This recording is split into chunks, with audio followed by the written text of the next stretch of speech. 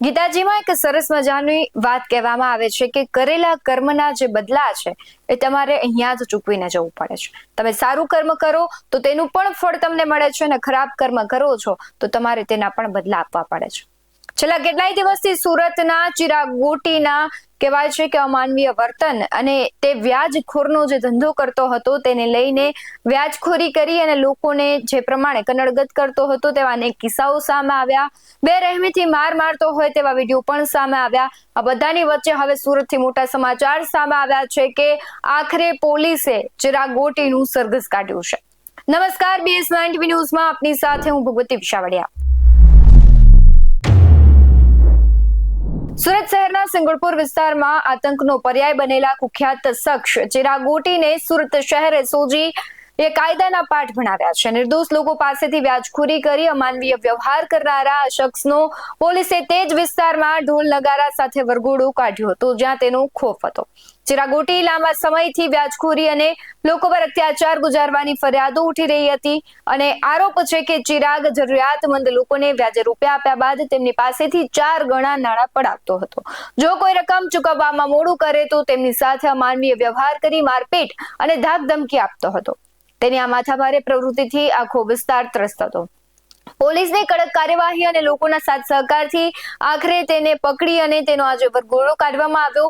એ વરઘોડા દરમિયાન ખૂબ મોટી સંખ્યામાં લોકો ઉમટી પડ્યા હતા। સાથે જ જે પ્રમાણે ત્યાંથી દ્રશ્યો સામે આવ્યા છે અને પોલીસે શું પ્રતિક્રિયા આપી છે તેના પર નજર કરીએ।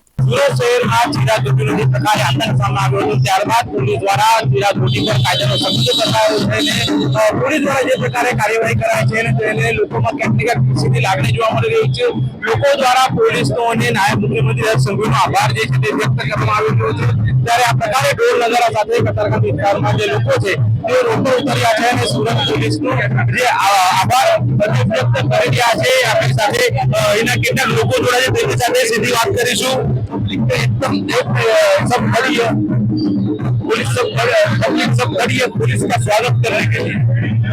जिस तरह से कार्यवाही कराई है पुलिस ने पुलिस ની જે કાર્યવાહી થઈ છે એ બદલ પબ્લિક અને હું પોતે આમાં બધા ભોગ બનનારા એની સાથેથી એનો ખૂબ આભાર વ્યક્ત કરીએ। તમને કઈ રીતે ભોગ બનાવ્યો હતો ચિરાગ ગોટી? હું ચિરાગ ગોટીનો ભાગીદાર હતો। એને મારી ગાડીમાં ડ્રગ્સ મૂકીને મને ફસાવેલો હતો। પોલીસે જે પ્રકારે કાર્યવાહી કરી છે શું કહેશું? પોલીસે જે કાર્યવાહી કરી છે નિષ્પક્ષ અને તપાસ કરી છે બદલ હું સુરત પોલીસનો ખૂબ આભારી છું।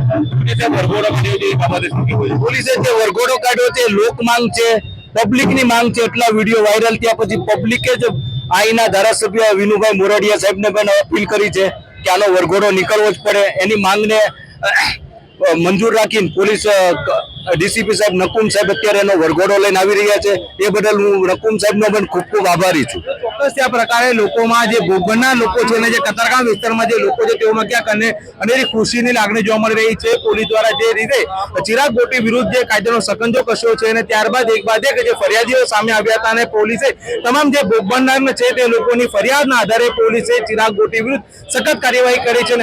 ચિરાગ ગોટી કે જે આ વિસ્તારનો લુખ્ખો છે એના વિરુદ્ધમાં 10 થી વધુ ગુના દાખલ થયેલા છે। હજુ પણ જેને હેરાન કર્યા હતા, પરેશાન કર્યા હતા લોકો આવી રહ્યા છે। બધું ફરિયાદો દાખલ કરીશું અને ગુસ્સી ટોકની કાર્યવાહી પણ કરીશું અને આનાથી પણ વધારે થતું હોય તો એ પણ કરીશું।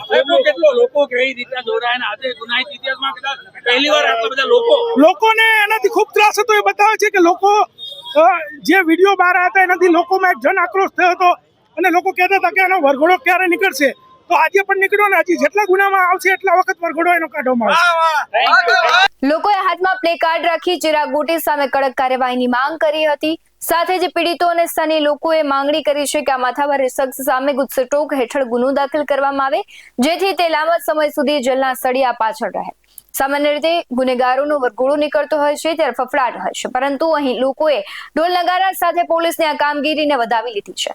લોકોએ જણાવ્યું છે કે પોલીસના કડક વલણથી ગુનેગારોમાં ફાળ પડશે અને સામાન્ય જનતા સુરક્ષિત અનુભવશે।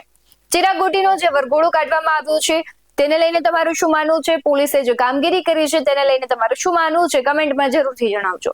બાકી આવા જ વધુ અહેવાલો સાથે ફરી મળતા રહીશું। તમે અમારી યુટ્યુબ ચેનલને સબસ્ક્રાઇબ કરવાનું અને ફેસબુક અને ઇન્સ્ટાગ્રામ પર ફોલો કરવાનું ભૂલશો નહીં। બાકી અવનવી અપડેટ્સ મેળવવા માટે આપ જોતા રહો BS9 ન્યૂઝ।